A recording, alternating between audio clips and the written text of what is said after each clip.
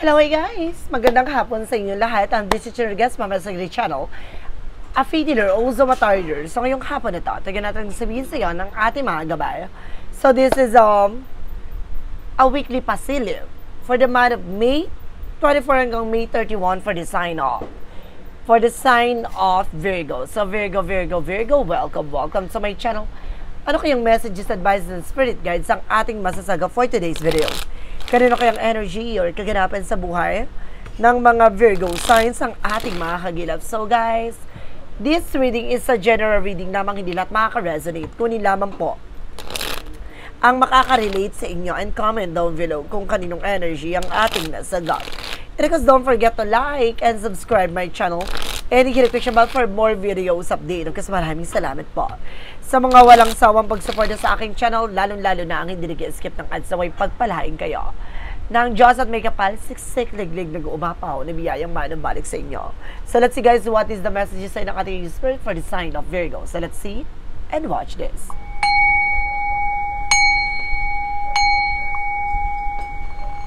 Ano kaya kaganapan sa buhay ng mga Virgo signs ang ating mga gilap? Tutuklasin at bubulabugin natin Angel Spirit. Let's give information po. Okay, so this is something guys with a Queen of Cups. Emotional kilig. So magiging kalmado ka na this time, no? Kumbaga, ngayon magiging panatag na ang kalooban mo. No? Magiging mature ka na kung paano mo papangalagaan at of course, gagamayan ang iyong pakiramdam. No? Hindi ka na magiging agresibo or padalos-dalos, no? And there's the moon card with a truth reveal. Na ibabahagi dito lahat ng katotohanan na dapat mong malaman. No, there's something guys with a Ten of Pentacles with long-term success and long-term investment. Some of you magkakaroon ka ng pangmatagalang sitwasyon. No? Magiging maganda na ang ikot ng kapalaran para sa'yo. And because there's something guys with the Nine of Cups, a week of payment. So may mga bagay na matutupad na. No, may mga bagay na may isa sa katuparan mo na. And of course, there's a lover. Some of you, no, connected with your love life. So, ibig sabihin dito, it's either may asawa, may jowa ka, or maaaring may taong dumating na panibago sa buhay mo. And there's a judgment paalala sa'yo na you need to pay attention. Nagamayan mo lang ang pakiramdam mo, matuto kang kumalma, huwag kang magmadali, huwag kang maging padalos-dalos. And of course, guys, there's something, the Nine of Wands, slow and steady. No, unti-unti mo rin yan matutuklasan, na may pasabog na bubulabog dito na unti-unting lalabas ang katotohanan. Now, what is the Ten of Pentacles? Representative Emperor. No, maging mature and maging grounded ka. Lalo-lalo na pagdating sa pag-manage ng finances mo. No, magdadala tayo sa ito ng pangmatagalang situation. And this is something that with the fortune na turning back. No, iikot ang kapalaran, maaaring pumabor sa'yo. Magiging maganda na ang ikot ng palad at kapalaran mo. Taray, matutupad yung mga pangarap mo. Now, what is the additional messages with an Angel Spirit? And there's a Page of Cups. No, this is something I listen to your intuition and listen to your gut feeling. Ibig sabihin dito, mayroon something inner voice or gabay na tumutulong sa'yo para makilatis mo itong tao na ito ay para sa iba tao, for good ba siya? Or panandalian or tikim-tikim lang ang atake niya. Now, let's see. And there's a Four of Wands. Some of you magkakaroon ka talaga ng higher level of commitment. Now, magkakaroon ka na pang matagalang relasyon. Now, pang matagalang situation. What is the additional messages? No? And there's something guys with a Three of Swords. Something pain. Some of you guys na meron dito niloloko ka. Or meron dito tinatrader ka. Na parang this something betrayal. No? And there's a Knight of Sword. No? There's a success drive and maaaring malalagpasan at matutuklasan mo din talaga to. No? Masasaktan ka nga lang pero there's a Death card. No? Tatapusin ang kahibangan, tatapusin ang kalokohan. Dahil iikot yung kapalaran, maaaring magiging maganda na ang takbo ng kapalaran para sa'yo. No, lalabas at lalabas ang katotohanan dito. No, there's a Five of Wands, so ibig sabihin talaga meron ka talaga kakompetensya kalaban pagdating sa love life. No, there's a third wheel, third party. No, there's a Seven of Pentacles with a harvest moment. No, makikilala mo rin siya at the end of the time yung taong para sa'yo. Matuto kang kumalma. Huwag kang magmadali ha. Kapag kasi ang nangyayari kapag may nakilala ka, kumbaga sunggab lang ka ng sunggab diba? Kumbaga ngayon, kumbaga kikilalanin mo muna, hindi mo nakakagatin, gano'n. Kumbaga ang atake dito, kumbaga kikilatisin mo muna siya, no? What is the additional messages? There's a Knight of Swords. Some of you, meron ditong gayuma ako na sense na maaaring ginayuma yung person mo. Nagkakaroon siya ng sleepless nights. Now, there's an hidden agenda. Ibig sabihin, ang laki ng inggit sa'yo ng tao na ito gumawa ng hindi maganda sa inyo. Now, there's a Six of Pentacles na magiging balance at magiging maganda na takbo ng daloy ng kapalaran sa'yo. Love life at career din na magiging maganda na. It's a big transformation. And there's something that 2 of Swords, there's a decision that you need to make. So, kailangan mo mag-decision dito pagdating sa sarili mo. No? Pagdating sa buhay mo, pagdating sa pag-ibig at relasyon. So, let's see what is additional messages for finances and career. Then, of course, pagdating sa love life, and of course, pag-ibig or kaperahan. At the same time, doon naman tayo titignan natin din sa kalusugan mo. Let's see and watch this. Okay, let's see. What is additional messages tayo? Pagdating sa finances and career. There's a higher friend for a lesson learned. So, matuto ka na. No, matuto ka na how to manage and control your finances. Na para hindi ka nabubudol. No? And there's a devil card. May temptation talaga. No, meron talagang hidden intention dito. Kaya siguro, ginagawa ito para pabagsakin ng finances mo or either agawin ko ano man yung mga meron ka. A Six of Swords, transition. Unti-unti ka na rin daw makakalis sa hindi maganda sitwasyon. And there's the world. No, some of you magta-travel ka dito. No, magkakaroon ka ng trouble dito. And there's a Seven of Cups. Talagang ginugulo kayo. No? Ginugulo niya kayo. There's a something, guys, may nakita kang palipad hangin. No, there's a Ten of Swords, sabotage. Ibig sabihin nito, it's either malapit sa iyo to, kaibigan mo, kamag-anak mo, kapitbahay mo, katrabaho mo. And there's a Queen of Swords, clear the boundaries. No, linisin mo yung mga bagay na sa paligid mo. Huwag ka nagtitiwala na. Ha? And there's a Star card, healing and recovery. Magkakaroon ka ng healing and recovery dito. Huwag ka mag-alala. And there's an Eight of Wands. No, some of you magta-travel ka talaga. No, makukuha mo yung tamang pagkakataon para dito. No, there's a Five of Swords in reverse, something a fair fight. Magiging patas ang laban. No, magiging maganda na ang sitwasyon mo, kalagayan pagdating sa kaperahan. So, let's see. Hanapin natin, hagilapin natin pagdating naman tayo sa love life. Let's see and watch this. Pagdating sa love life, let's see. Anong chika? There's a the sun. Oh, there's a pure positive outcome. So, magiging maganda na kalalabas sa pagdating sa buhay, pag-ibig mo. Now, there's a Five of Cups in reverse, something na acceptance. Na may mga bagay na unti-unti mo na matatanggap.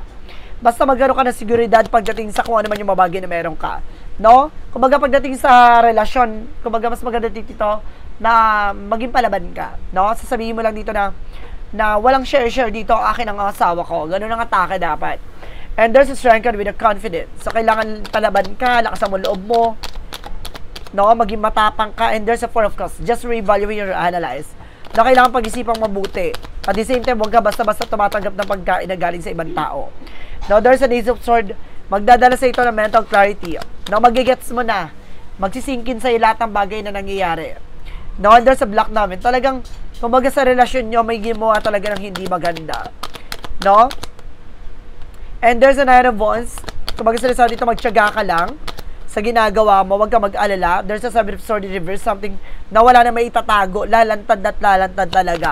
Walang baho ang hindi nalalantad. Diba? At hindi umaalingasaw. And this is something the white namin. So, see, black namin, the white namin. Ibig sabihin dito, sa likod ng mga ginawang hindi maganda sa'yo, malalantad na meron talagang gumawa ng hindi maganda or black magic sa inyo, gayuma at the same time. Palipad hangin pa. No?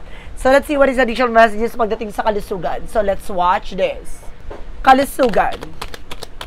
There's a Ten of Wands, something burden. Oh, mabigat na rin yung nararamdaman mo. Ibig sabihin, binibigyan ka talaga ng karamdaman dito. Dahil sa selos at inggit. No, there's the full card. Kumbaga sinasabi na, magtiwala ka sa ating pong may kapal. No? And there's an Ace of Wands. Magkakaroon ka ng mga conclusion, idea, na kung bakit mo nararamdaman yan. Magkakaroon ka na ng hint. No, there's the Eight of Pentacles. No, mag-focus ka sa ginagawa mo. Sa sarili mo. No, ilibangin mo yung sarili mo.